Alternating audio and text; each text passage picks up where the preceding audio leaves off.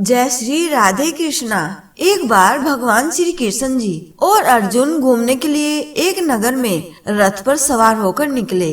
वहाँ उनकी नजर एक ब्राह्मण पर पड़ी जो घर घर जाकर भिक्षा मांग रहा था। अब उस पंडित का घर घर जाकर ऐसे भिक्षा मांगना अर्जुन को सही नहीं लगा। उन्हें उस पंडित पर तरस आने लगा तो अर्जुन ने उस पंडित को अपने पास बुलाया और कहा कि आपके लिए मेरे पास कुछ है। इतना बोलते हुए अर्जुन ने एक छोटी सी सोने की सिक्कों से भरी थैली निकाली और उस पंडित को दे दी। इधर पंडित जी बहुत खुश हुए, मन में सोचने लगे कि वाह क्या बात है, भगवान के दोस्त ने इतनी बड़ी मदद कर दी। इतना सोचते हुए पंडित ने भगवान को और अर्जुन को हाथ जोड़कर प्रणाम किया।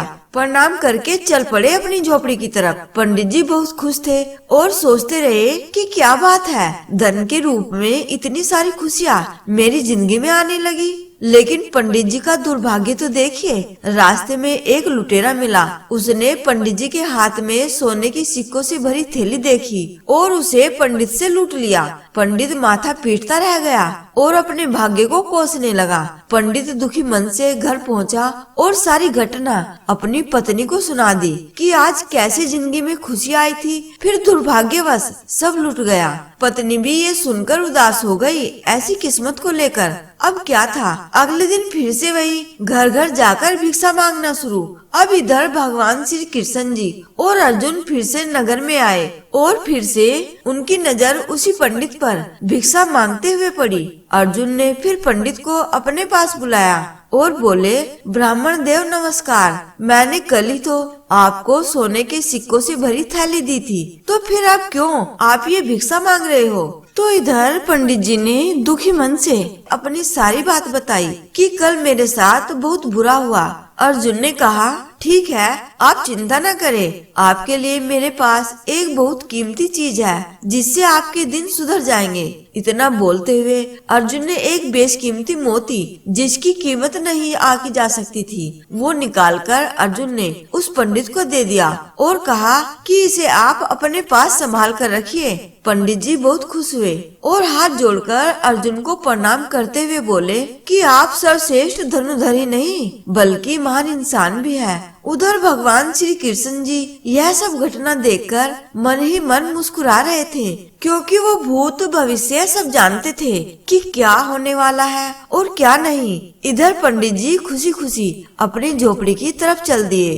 तो अब जब पंडित जी झोपड़ी पहुँचे तो वहाँ पत्नी नहीं थी। वो पानी भरने एक घड़ा लेकर नदी के पास गई हुई थी। अब इधर पंडित जी वो जगह खोजने लगे कि कहाँ इस कीमती मोती को छुपाऊं कि कोई इसे चोरी न कर ले। तो वहीं एक पुराना सा पानी का खाली घड़ा रखा था। पंडित जी ने वो मोती उसी के अंदर रख दिया। मोती को उस घड़े में रखकर पंडित जी चिंता मुक्त हुए और ये सोचकर चैन की लंबी सांस ली कि अब इस पर किसी की नजर नहीं पड़ेगी। अब पंडित जी आराम करने के लिए चले गए और कुछ देर में उन्हें नींद आ गई। इसी बीच पंडित की पत्नी नदी से घड़े में पानी भरकर पानी लिए घर की ओर चली आ रही थी कि दुर्भाग्यवश पंडित की पत्नी का पैर एक झाड़ में फंस जाता है और संतुलन बिगड़ जाता है, जिस वजह से पानी का घड़ा नीचे गिरकर फूट जाता है। पत्नी खुद को संभालते हुए दोबारा खड़ी होती है और पानी भरने के लिए घर से दूसरा घड़ा लेकर आती है।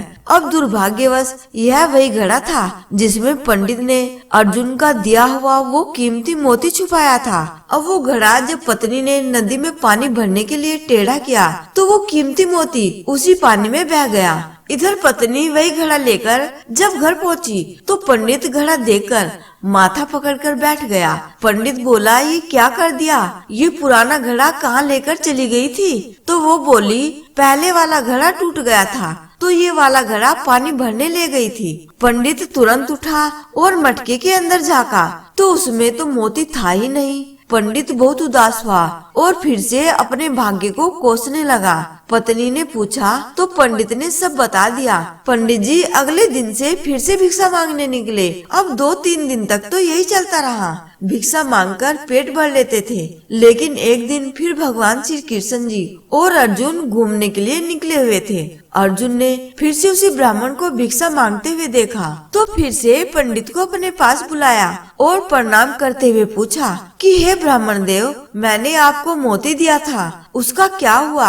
अब आप फिर से भिक्षा क्यों मांग रहे हो? तो पंडित जी बोले, क्या बताओ महाराज, मेरा तो दुर्भाग्य चल रहा है, किस्मती फूटी हुई है। मैंने वो मोती छुपा के एक पुराने घड़े में रख दिया था ताकि किसी की नजर न पड़े और चोरी न हो जाए। तो जब मैं सो गया तो पत्नी वो घड़ा उठाकर पानी भरने नदी पर चली गई, तो वो मोती भी उसी नदी में बह गया। अब अर्जुन ने भगवान कृष्ण जी की तरफ देखा और हाथ जोड़कर कहा, हे प्रभु, अब आप ही मदद कीजिए इस ब्राह्मण की। तब भगवान श्री कृष्ण जी ने अपने पास से 2 सिक्के निकालकर पंडित जी को दिए और बोले कि आप एक काम कीजिएगा कि अब घर उस रास्ते से मत जाना जिस रास्ते से हमेशा जाते हो। तो पंडित बोला, ठीक है भगवान, जो आपकी इच्छा। इधर पंडित रास्ते भर सोचता रहा कि अर्जुन जी बहुत अच्छे हैं, उन्होंने मुझे इतना सारा धन देकर मेरी मदद करनी चाहिए, लेकिन भगवान ने तो सिर्फ 2 पैसे दिए, भला इन 2 पैसों से क्या होगा मेरी जिंदगी में। पंडित जी यही सोचते हुए जा रहे थे, तभी नदी के किनारे से एक मछुआरा अपने साथ में जाल लेकर आ रहा था। उस जाल में बहुत ही सुंदर सी मछली फंसी हुई थी। जब पंडित जी ने देखा कि अभी भी मछली में जान बाकी है, तो उसने सोचा कि ये 2 पैसे मेरे किसी काम के तो है नहीं, तो क्यों ना इसे मछुआरे को देकर इस मछली की जान बचा लूं। तो पंडित ने वो 2 सिक्के मछुआरे को दिए और कहा कि आप इस मछली को अब आजाद कर दो। तो मछुआरे ने वो मछली पंडित को दे दी। पंडित ने वो मछली तुरंत अपने कमंडल में डाल ली। कमंडल में पानी था जिससे मछली की जान बच गई। तो पंडित जी अब नदी किनारे गए ताकि वो मछली को नदी में छोड़ दे। तो जैसे ही पंडित जी ने अपना कमंडल टेढ़ा किया, मछली उछलकर नदी में गिर गई। लेकिन उन्होंने देखा कि उनके कमंडल में वही कीमती मोती जो उन्हें अर्जुन ने दिया था चमक रहा था। पंडित को अपनी आंखों पर विश्वास नहीं हो रहा था। जी हाँ, ये वही मोती था जो मछली ने खा लिया था और वही मछली घूम फिरकर पंडित के कमंडल में आ गई थी और उस मोती को कमंडल में उगल दिया। इधर पंडित जी खुशी के मारे चिल्लाने लगे कि मिल गया, मिल गया। जब वो चिल्ला रहे थे तो उसी समय वही लुटेरा भी वहाँ से गुजर रहा था जिसने पंडित के सोने की थैली लूटी थी। वहीं से कुछ दूर राजा के सैनिक भी आ रहे थे। तो लुटेरे ने पंडित की आवाज सुन ली कि लगता है पंडित मुझे ही बोल रहा है कि मिल गया, मिल गया। लगता है इस बार तो वो मुझे सजा दिलवा कर ही रहेगा।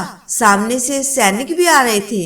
ये देख लुटेरा दौड़ करके आया और पंडित जी के चरणों में गिर गया और कहा कि ये लो अपने सोने की सिक्कों वाली थैली और मुझे जाने दो। अब पंडित जी के चरणों में वो लुटेरा आ चुका था।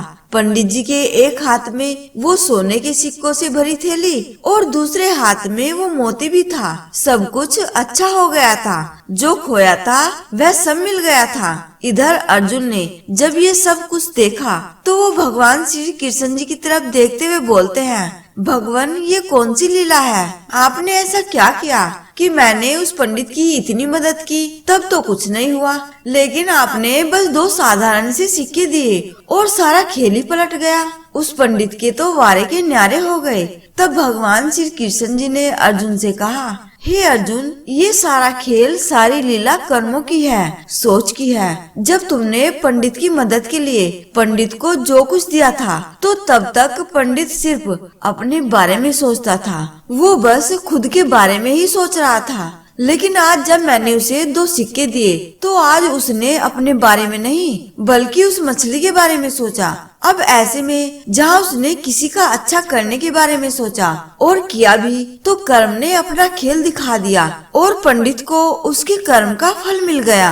तो हमें इससे यह सीख मिलती है कि अच्छे कर्म खुद चल कर आते हैं। तो इसलिए जिंदगी में कभी किसी की मदद करने का मौका मिले तो सच्चे दिल से उसकी मदद जरूर करना।